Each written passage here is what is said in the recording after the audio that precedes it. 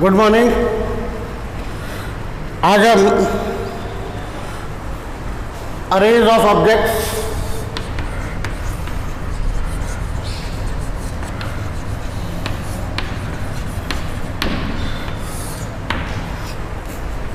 के बारे में पढ़ेंगे। जैसा कि हमने पिछली टाइम कहा था कि अरे के अंदर क्लास के अंदर नंबर ऑफ डेटा मेंबर्स हो सकते हैं, नंबर ऑफ मेंबर फंक्शन हो सकते हैं।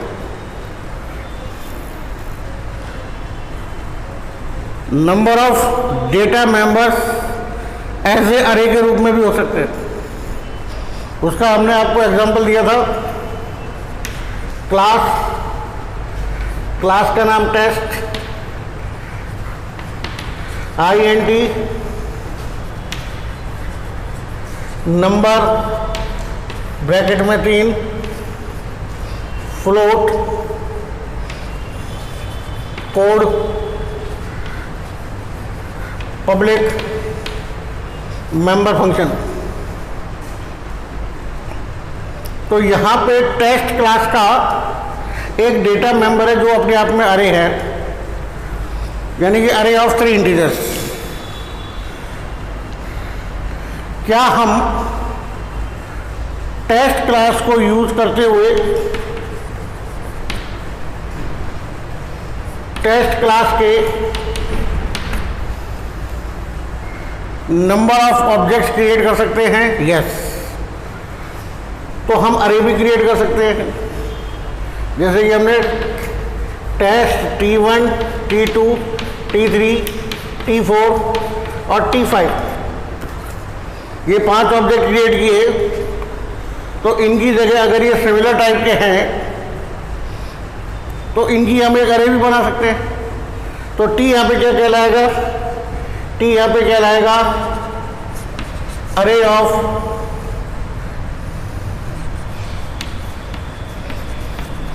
फाइव ऑब्जेक्ट्स ऑफ कौन सी क्लास? Test class.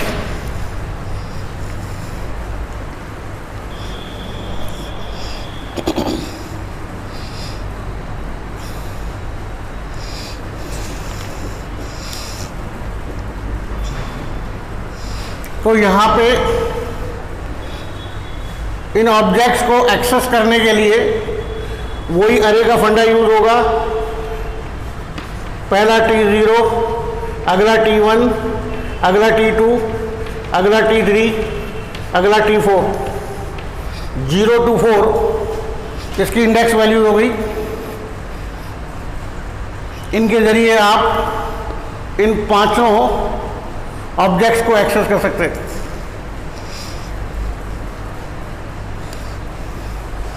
अगर मान लीजिए 2 इसके मेंबर फंक्शन होते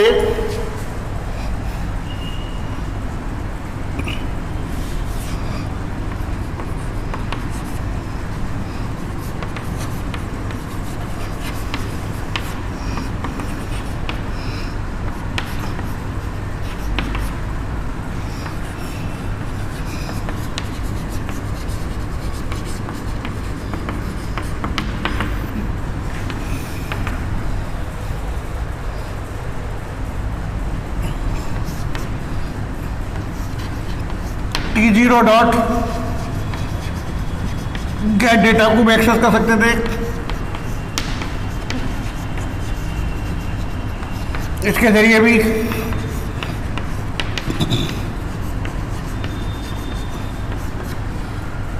इस तरह से हम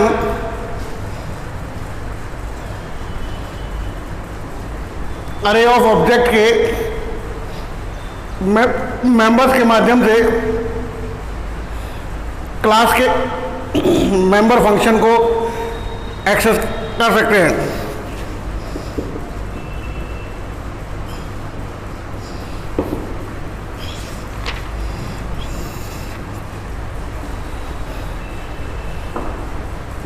इसका अगर हम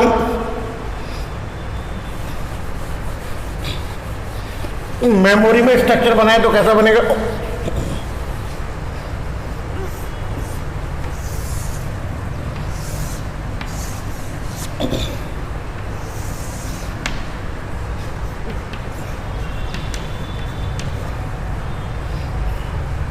टेस्ट 0 नंबर 0 नंबर 1 नंबर 2 और एक है आपका कोड।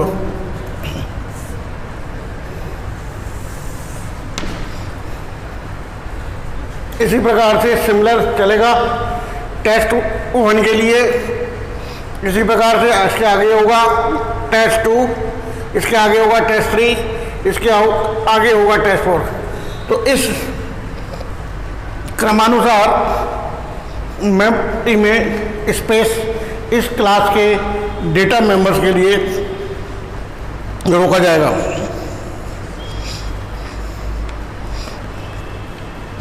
अब बात करते हैं ऑब्जेक्ट एज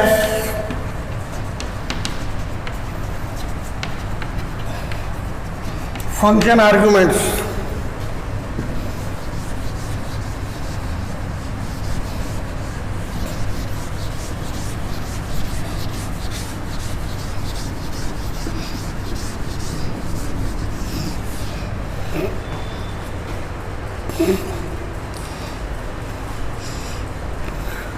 कि जैसे हम किसी ऑब्जेक्ट के माध्यम से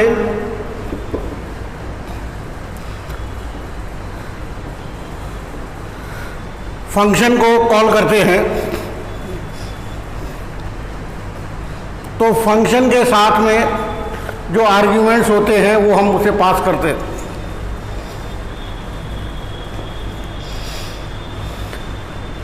लेकिन अगर हम ऑब्जेक्ट के माध्यम से ऑब्जेक्ट के मेंबर फंक्शन को कॉल करते हैं, इन्वोक करते हैं, तो एज ए आर्ग्यूमेंट के रूप में क्या हम आर्ग्यूमेंट पास कर सकते हैं? Of course you can do it like any other data type. An object में be use as a function argument. Function को कॉल करते समय फंक्शन का आर्ग्यूमेंट ऑब्जेक्ट हो सकता है। This can be done in 2 ways. ये 2 प्रकार से किया जाता है। पहला, एक copy of the entire object is pass to the function, कि हम जो ऑब्जेक्ट ट्रांसफर करना चाहते हैं या जिसे हम पास कर रहे हैं उसकी कॉपी भेज दी जाए। तो रिसीविंग एंड पे सिमिलर क्लास का ऑब्जेक्ट होना चाहिए जो कि उस कॉपी को क्या करेगा, रिसीव करेगा। या दूसरा तरीका है, only the address of the object is transferred to the function. अगर हम ऑब्जेक्ट की कॉपी नहीं भेजना चाह रहे तो जिस ऑब्जेक्ट को हम पास कर रहे हैं उस ऑब्जेक्ट को पास करने के बजाय उस ऑब्जेक्ट का एड्रेस पास करें, और दूसरी साइड में उस ऑब्जेक्ट के एड्रेस को रिसीव करने के लिए आर्ग्यूमेंट होना चाहिए। और वो आर्ग्यूमेंट क्या हो सकता है? वो आर्ग्यूमेंट अलियास बन जाएगा।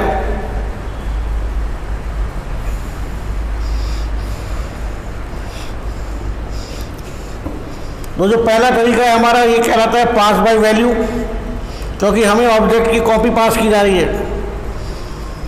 और दूसरा तरीका है हमारा पास बाय रेफरेंस, यानी कि ऑब्जेक्ट न भेजकर ऑब्जेक्ट का एड्रेस भेजा जा रहा है ताकि रिसीव करने वाला रेफरेंस वेरिएबल बन जाएगा और वो रेफरेंस वेरिएबल ओरिजिनल ऑब्जेक्ट की स्पेस में जाकर काम करेगा क्योंकि उसको उसका एड्रेस मिल चुका है। This means that the changes made to the object inside the function will reflect in the actual object।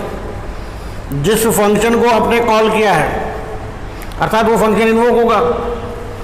अब उसके जरिए आपने एक ऑब्जेक्ट का एड्रेस पास कर दिया तो फंक्शन के पास क्या पहुंच गया? ऑब्जेक्ट का, एक्चुअल ऑब्जेक्ट का एड्रेस पहुंच गया। तो वो फंक्शन एक्चुअल एड्रेस पर जाकर मैनिपुलेशन करेगा यानी कि जो चेंजेस उस फंक्शन के द्वारा किए जाएंगे वो ओरिजिनल ऑब्जेक्ट पर रिफ्लेक्ट होंगे ही होंगे।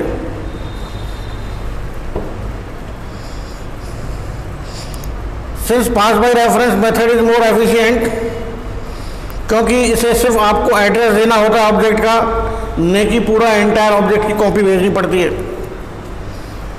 इसका अपन एक एग्जांपल लेंगे, उस एग्जांपल के जरिए ये चीज़ बिल्कुल क्लियर हो जाएगी कि किस तरीके से हम ये काम करेंगे।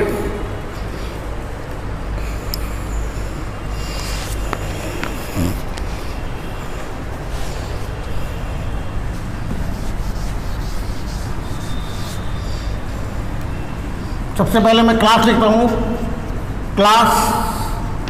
क्लास का नाम टाइम, इसके दो मेंबर डेटा मेंबर्स हैं, INT hours, INT minutes.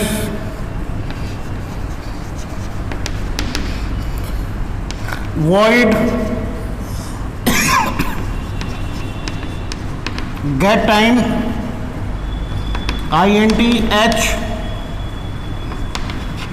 INT M।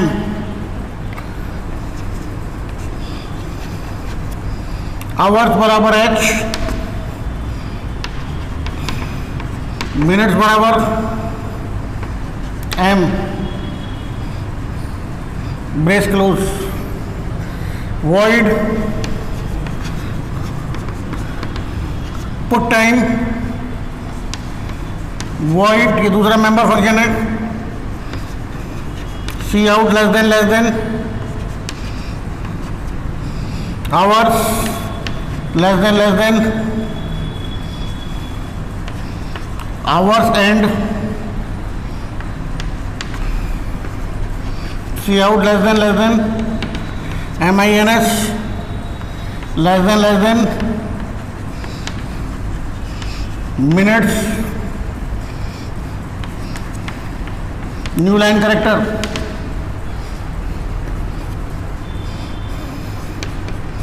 एक और मेंबर फंक्शन है void, sorry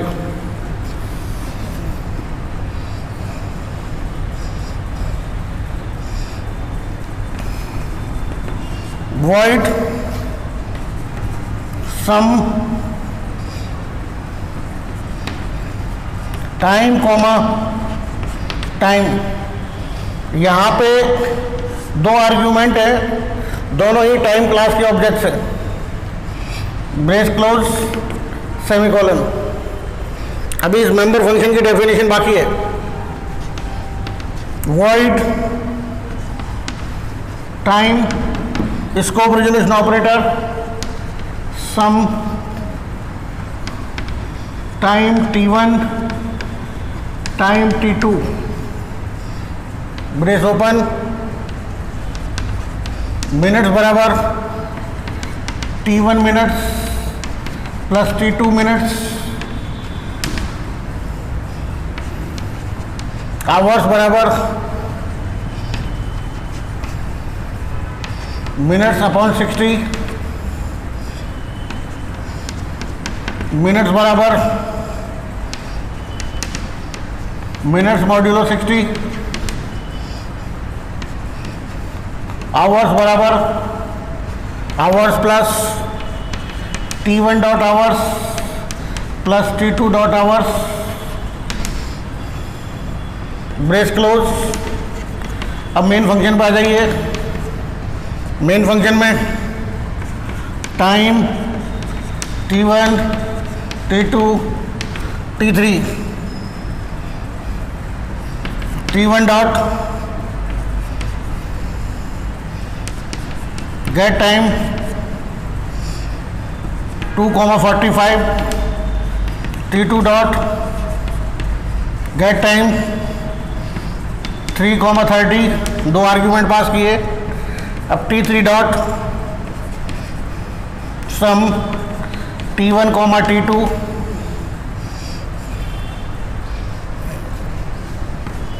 C out less then T1 बराबर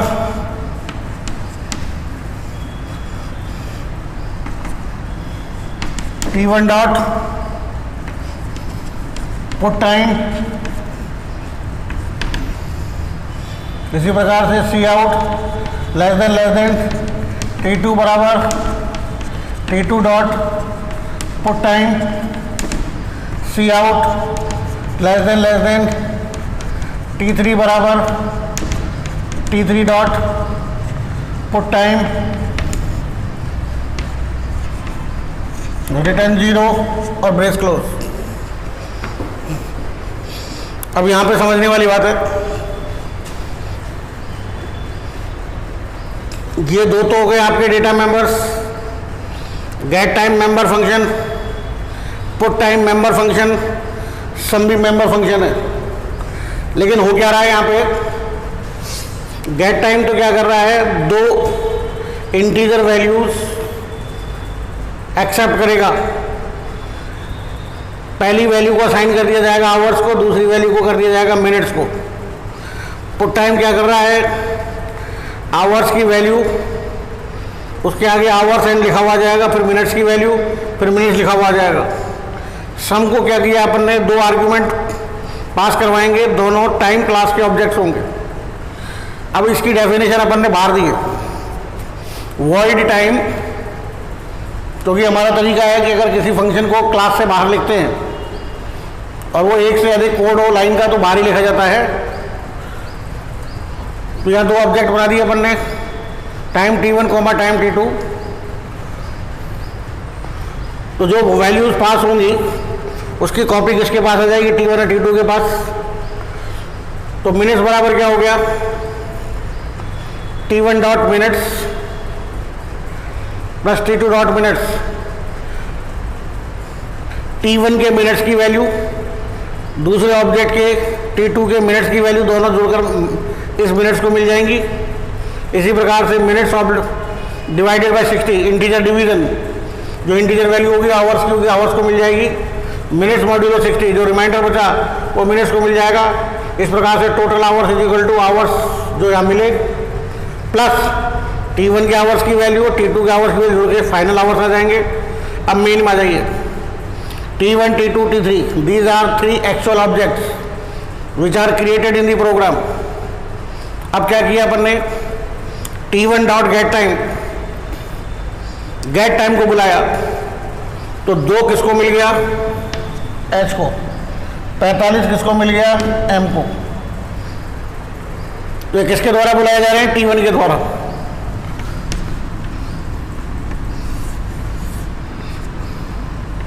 एक तो है यहाँ पे आवर्स, एक है मिनट्स।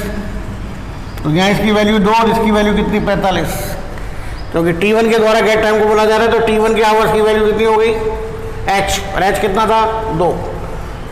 T1 के मिनट्स की वैल्यू कितनी हो गई, M कितना, 45।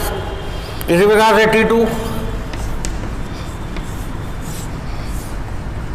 वही आवर्स वही मिनट्स, कितने पास हुए, 3 और 30। अब ये क्या कह रहा है, T3 डॉट सम, T3 के जरिए सम को कॉल किया गया है और 2 ऑब्जेक्ट पास किए गए हैं, T1 और T2।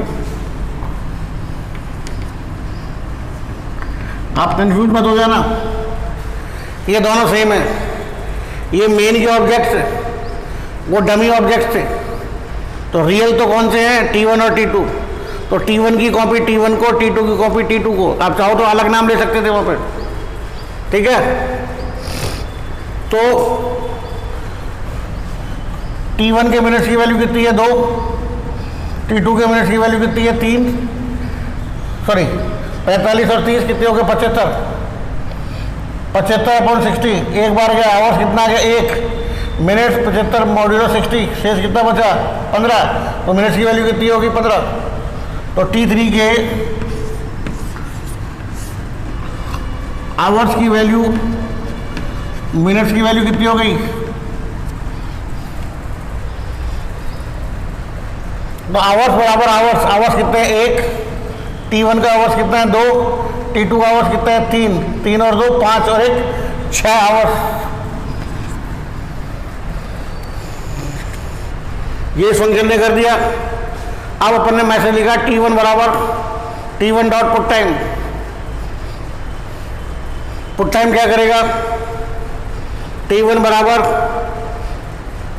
2 hours and 45 minutes. T2 बराबर T2 डॉट प्रिंट। T2 का कितना है?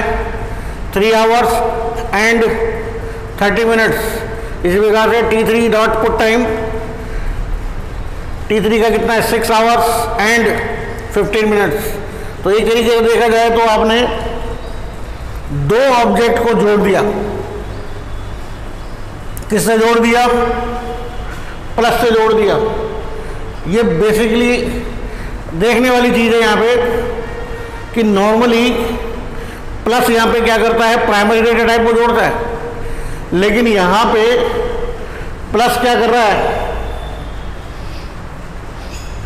यहाँ पे प्लस की जगह अपन ने क्या इस्तेमाल किया? मेंबर फंक्शन को इस्तेमाल किया, सम को। तो सम को क्या किया अपन ने? दोनों ऑब्जेक्ट के डेटा मेंबर्स पास कर दिए। सम क्या करेगा? पहले ऑब्जेक्ट के पहले मेंबर की वैल्यू, दूसरे ऑब्जेक्ट के पहले मेंबर की वैल्यू, दोनों को जोड़कर तीसरे ऑब्जेक्ट जिसके माध्यम से कॉल किया गया है T3 का, इसके पहले मेंबर को दे देगा।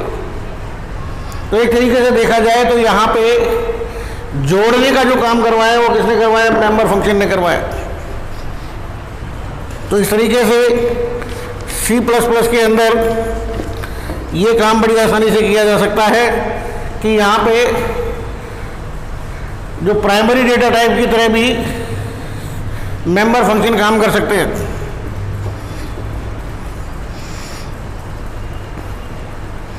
एक और चीज थी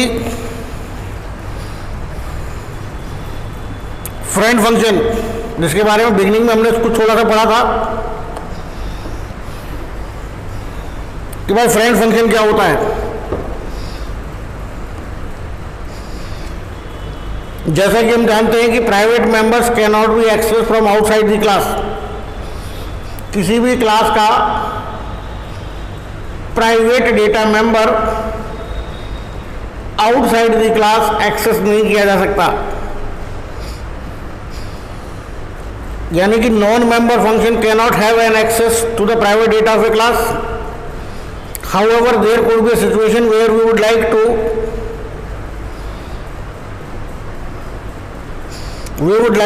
two classes to share a particular function। कई बार ऐसा मौका आएगा कि दो क्लासेस होंगी हमारे पास, उन दोनों क्लासेस में हम एक कॉमन मेंबर फंक्शन रखेंगे और वो मेंबर फंक्शन इस क्लास के प्राइवेट डेटा को एज वेल एज इस क्लास के प्राइवेट डेटा को दोनों को एक्सेस कर सके।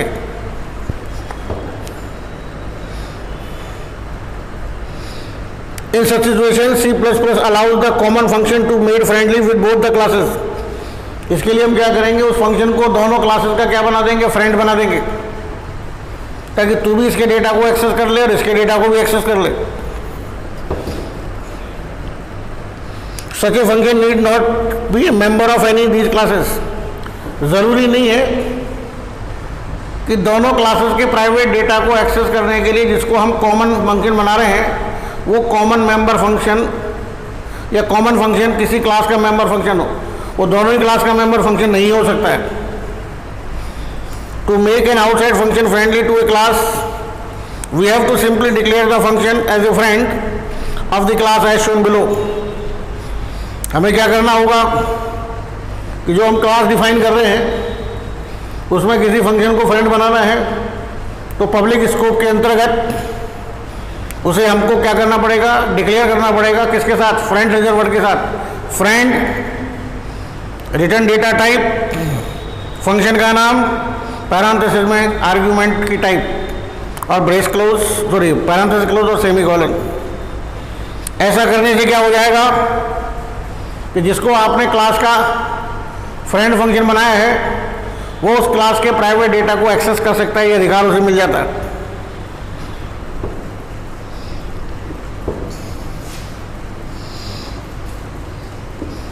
The function definition does not use either the keyword friend और the scope operator. The function that are declared with the keyword friend are known as friend function. A function can be declared as a friend in any number of classes. आप चाहो तो इस function को number of classes का friend बना सकते हैं, लेकिन शर्त ये है कि आपको हर क्लास के अंदर उसे फ्रेंड के रूप में डिक्लेयर करना पड़ेगा। फ्रेंड फंक्शन की कुछ कैरेक्टरिस्टिक्स है। पहली, it is not in the scope of the class to which it has been declared as a friend. जिस क्लास का आपने इसको फ्रेंड बनाया है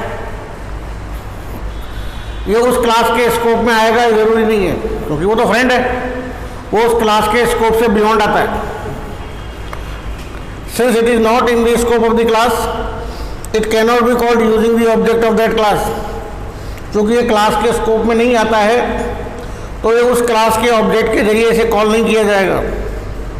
it can be invoked like a normal function without the help of any object. इस function को independently invoke किया जाएगा क्योंकि ये किसी क्लास का ओरिजिनल मेंबर फंक्शन नहीं है, ये फ्रेंड है।